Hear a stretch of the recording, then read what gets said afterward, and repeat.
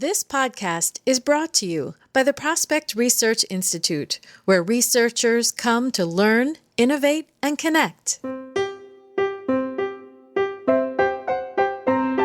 It's not our job to convince people to give or to give to our cause. It's our job to find people where the indicators are there probably is alignment. Welcome to Prospect Research Chat Bites, a podcast by and for prospect research professionals. I'm Jennifer Filla. Today, I'm talking with John Cerniglia, CFRE, Senior Vice President and Chief Development Officer at Operation Mobilization USA. Hello, John. Thank you for joining me today on Chat Bites. It's my pleasure, Jen. Thanks for having me. Now, I know you have a lot to share about leveraging prospect research to cultivate and solicit major gifts. But before we jump in there, I'm wondering if you'd be willing to share a little bit about your background and what you're doing now. Sure. I am a researcher's biggest fan, Jen, so I'm excited to have this conversation with you. Grateful that you've invited me. Yeah, my background, New York City kid, thought every kid in this country grew up with the Empire State Building in their backyard. Turns out that's not the case.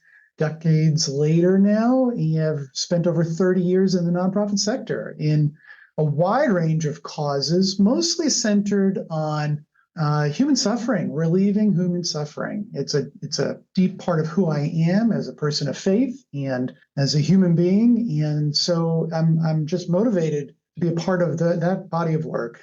So I've served at causes you may have heard of, like Habitat for Humanity and Boys and Girls Clubs of America.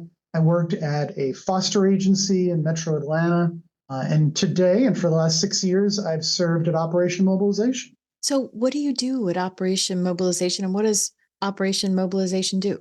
So we've been around over 65 years. We're actually in over 100 countries around the world.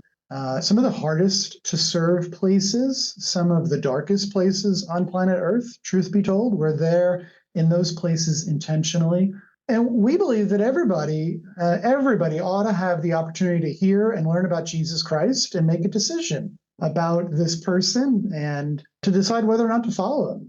That's been a huge difference in my life personally. And we do that through a variety of ways, including work to relieve human suffering. For example, in Zambia, a child being raised there with a physical disability is thought to bring shame to their family and is hidden from public view. We tell these children that they're a beautiful creation and they deserve to be living in light like the rest of us. And we have a school for disabled children where we teach them and care for them and love them. And that is just really moving to me, Jen. Yeah, it is. It's wonderful. And what's your role there? And the short answer is I feel like I have multiple responsibilities. As a senior leader, I'm responsible for the sustainability and growth of our cause, of our organization worldwide. I am Chief Development Officer, so I wake up every day thinking about how we can bring delight to donors as we invite them to invest in our work. I love that. And then, one thing I didn't hear, and everybody wants to know, how did you get into fundraising? Yeah, well, in that regard, my story is probably typical. You're not going to meet many professional fundraisers, especially old people like me doing it over 30 years, who tell you that it was their dream as a child to be a professional fundraiser, right? But I got to tell you, I still pinch myself every day at the honor and privilege it is to do this work. So the long story short is I found myself in Mississippi in the late 80s. You probably have listeners who weren't born in the 80s. I'm mindful of that. And so late 80s, early 90s, families didn't have running water in their homes in Mississippi. There were children playing in open sewage trenches. This is in Coahoma County, about an hour south of Memphis. And I was just, as a New York kid, I was heartbroken by this and wanted to give my life to bringing relief to these brothers and sisters. So I moved to Mississippi, and my family thought I was insane, but I did. And I realized pretty quickly that to build homes requires capital. Construction is a capital-intensive enterprise, and as a nonprofit, we needed to raise money. So I literally started knocking on doors in Clarksdale, Mississippi, inviting people to give for the important work we were doing. Wow, that's amazing. That is amazing. You are a brave man. Yeah, well, asking comes pretty easy to me. Again, with practice, things get easier. And in fact, in all seriousness, now there's joy in it. There is joy for me in the moment and for my team. We have 30 people in professional development here at Operation Mobilization. And we have learned and discovered that, in fact, there's great joy in inviting people to step into something. We give them agency to change and save lives. I mean, it's a holy moment. It's beautiful. And the irony is most Americans are terrified at the idea of doing it, right? So I'm okay with that because it means that I get to keep doing it, right? That's true. It's true. and I enjoy prospect research. I know you do. And our whole team loves it. We live the research life, and we love being able to support your work and all the wonderful things that you are able to do with that. And that's my next question. So when did you first experience the power of prospect research?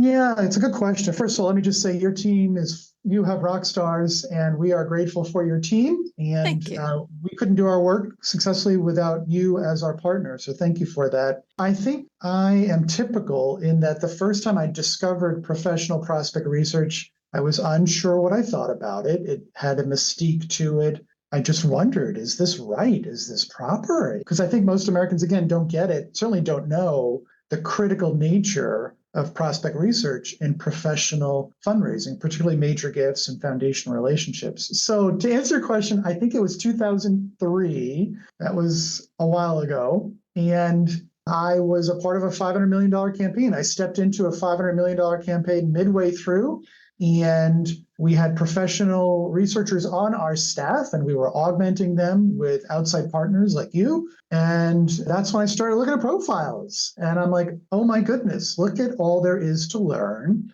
And wow, the power of this knowledge, this intelligence, it accelerates our impact on the mission. And that got me pretty excited. That leads me right into how this information is helping you. Like, how does it help you nurture that prospect, that donor prospect?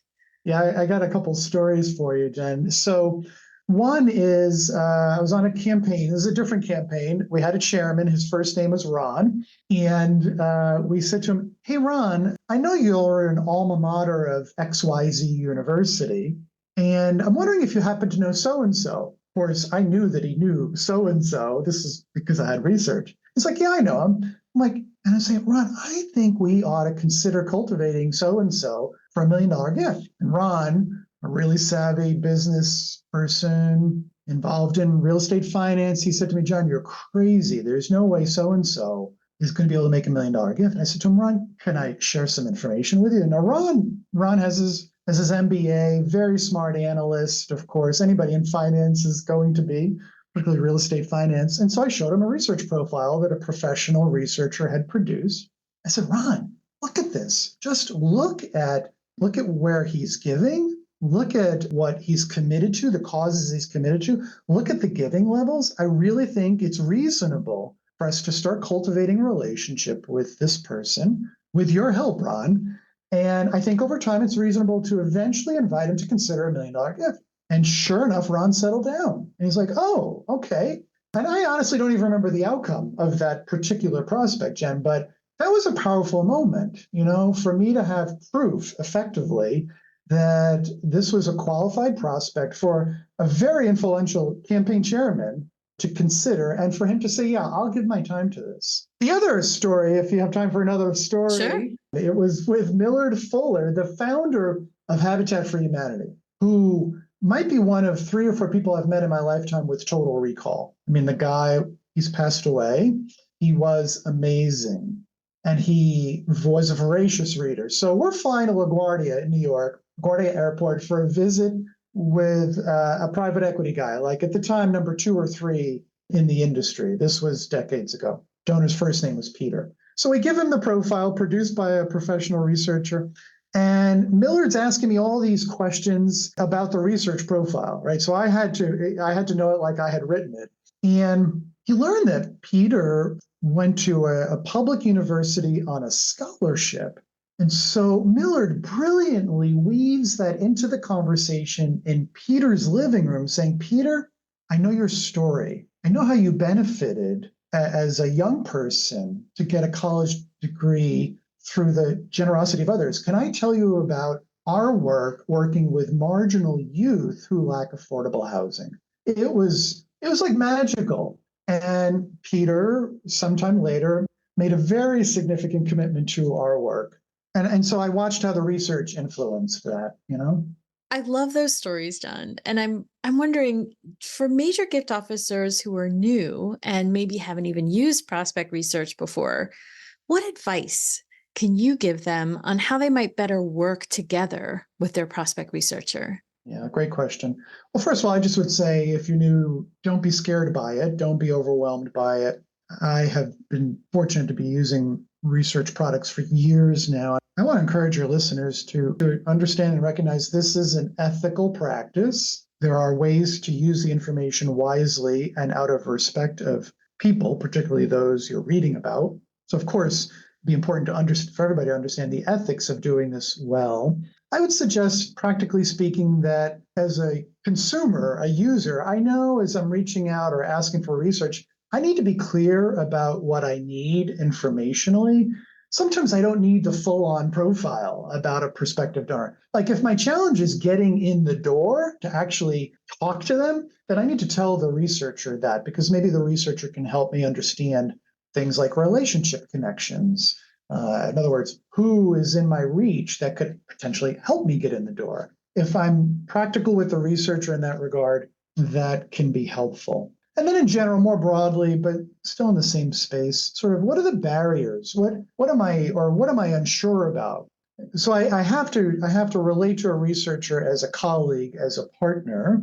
I find that when I do that, the researcher is better equipped to help provide the solutions that I'm looking for. Great advice, because we love to know why you want this so that we can answer the question, whatever question that might be. Now, on the flip side, if you were talking to the audience of prospect researchers, what advice might you have on how they could work better with people like you? Couple things, I would suggest keeping it simple, keeping the language, the choice of words, the explanations simple and clear. Sometimes there's superfluous information that I'm reading in a profile. Now, I understand the researcher isn't a mind reader and can't understand precisely what I'm looking for or what I need and don't need. Sometimes I don't know what I need, of course.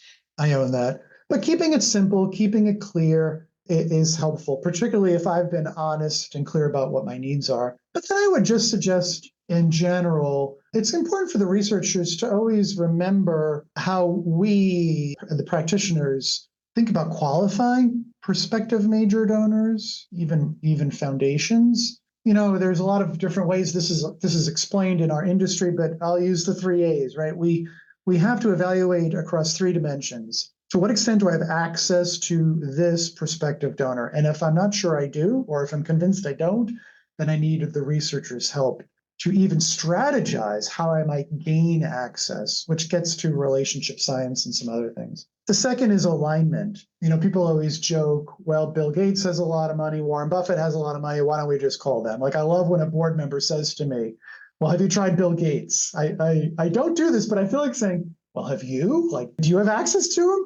And are you convinced he's aligned, my second A here, with our mission, which is really important. So we need help from researchers, objective help to help us conclude the extent to which this prospective major donor is aligned with our mission. There's just no point in trying to cultivate a relationship with somebody where there's simply no alignment. I tell my team all the time, I think researchers should hear this. It's not our job to convince people to give to our cause. It's our job to find people where the indicators are there probably is alignment. And then thirdly, of course, is financial capacity or ability to pay. And that's getting increasingly complicated with DAFs and other techniques that wealthy American families are using to hide and shelter their wealth. But I put that last, Jen, because it's the one that people tend to think first about. But of course, it's an important dimension as well. So some fundamentals, I guess. Yeah, I love that. I couldn't agree more, especially when we're being sold a tool to help us. The focus is often on wealth and capacity,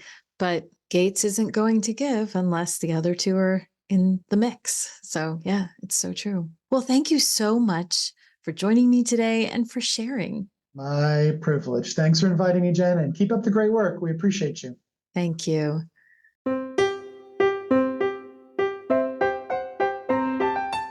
That was John Cerniglia, CFRE, Senior Vice President and Chief Development Officer at Operation Mobilization USA. I hope you enjoyed hearing John share how he works to delight his donors and how prospect profiles help him to do just that. He talked about how he partners with research by sharing the questions he wants to have answered, what I call the purpose of the profile. If you're a researcher and you want to get better at helping your development officer with profiles, check out our workshop on practicing profile insights at the Prospect Research Institute, where you can learn and practice a new skill like this in a safe space.